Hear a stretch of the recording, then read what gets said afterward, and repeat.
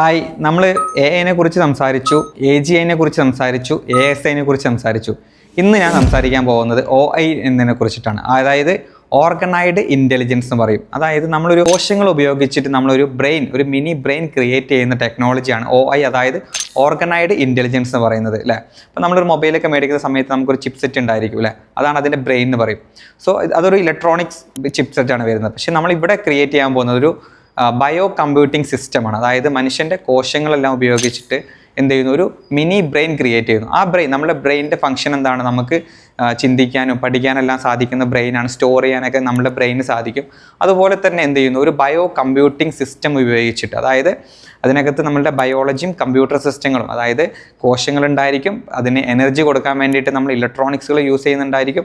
So ഇതെല്ലാം use ചെയ്തിട്ടുള്ള ഒരു ബയോ കമ്പ്യൂട്ടിംഗ് ബ്രെയിനാണ് നമ്മളെ ഓർഗനൈസ്ഡ് ഇൻ്റലിജൻസ് എന്ന് പറയുന്നത്.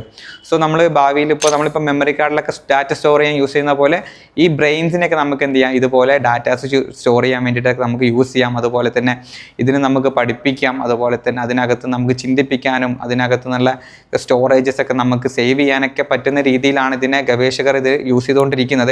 ഇത് കംപ്ലീറ്റ്ലി ഇത് ഇപ്പോഴും വന്നിട്ടില്ല. അതായത് ഇതിൻ്റെ റിസർച്ചുകളും ഇതിനുള്ള പരീക്ഷണങ്ങളെല്ലാം നടന്നുകൊണ്ടിരിക്കുകയാണ്. ഇതിനെയാണ് നമ്മൾ ഓർഗനൈസ്ഡ് ഇൻ്റലിജൻസ് എന്ന് പറയുന്നത്. അതായത് നമ്മുടെ AGI അല്ലെങ്കിൽ AGI എന്ന് പറയുമ്പോൾ ആർട്ടിഫിഷ്യൽ ജനറൽ ഇൻ്റലിജൻസും ASI എന്ന് പറയുമ്പോൾ ആർട്ടിഫിഷ്യൽ സൂപ്പർ ഇൻ്റലിജൻസും ആണ്. സോ അതിൽ നിന്ന് വ്യത്യസ്തമായിട്ടാണ് നമ്മുടെ OI, അതായത് ഓർഗനൈസ്ഡ് ഇൻ്റലിജൻസ് എന്ന് പറയുന്നത്. അതായത് ഇതൊരു ബയോ കമ്പ്യൂട്ടിംഗ് സിസ്റ്റമാണ്. സോ ഇതുപോലത്തെ വീഡിയോസുകൾ ഇഷ്ടപ്പെടുന്നവരാണ് നിങ്ങളെങ്കിൽ കീപ്പ് വാച്ചിങ് അസ്.